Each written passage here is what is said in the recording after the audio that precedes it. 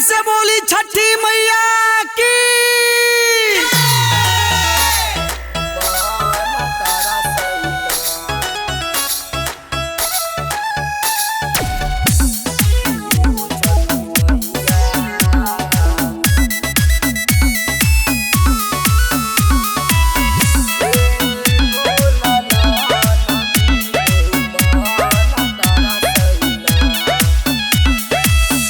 फल फूल प्रसादी लेके खड़ा छिया चरण में मैया, खड़ा छिया हे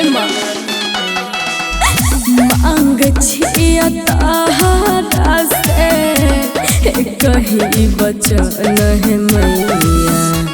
ये ओ छठी मैया एगो लालन बीनु मन तरसैना। ये ओ छठी मैया एगो लालन बीनु मन तरसैना। बोला बोला छठी मैया की।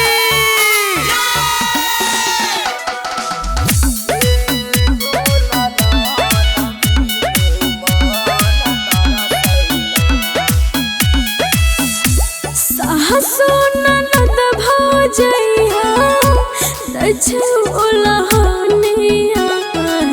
सुनला न बिनते है मैया, खाना छिया पानिया खाना छिया हे मैया दया करो।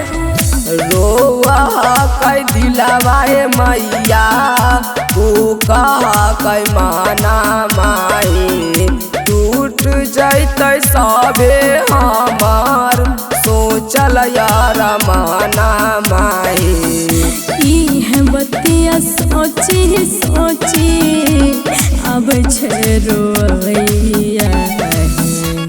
ये ओ छठी मैया एगो लालन बीनु मन तरसैना।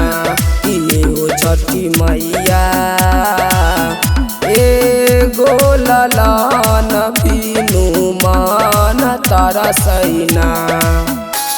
बोला बोला सूरज भगवान की।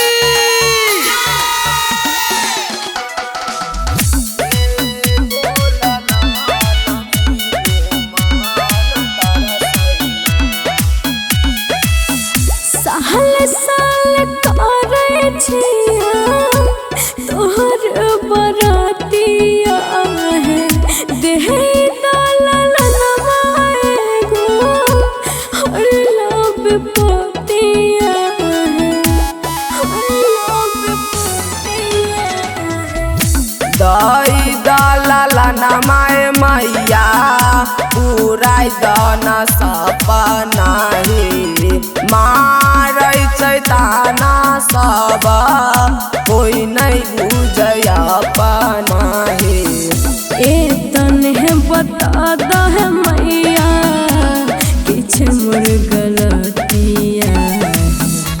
कि ओ छठी मैया एगो लालन बीनु मन तरसैना। कि ओ छठी मैया एगो लालन बीनु मन तरसैना। RCD डिजिटल रिकॉर्डिंग स्टूडियो राजा चौक।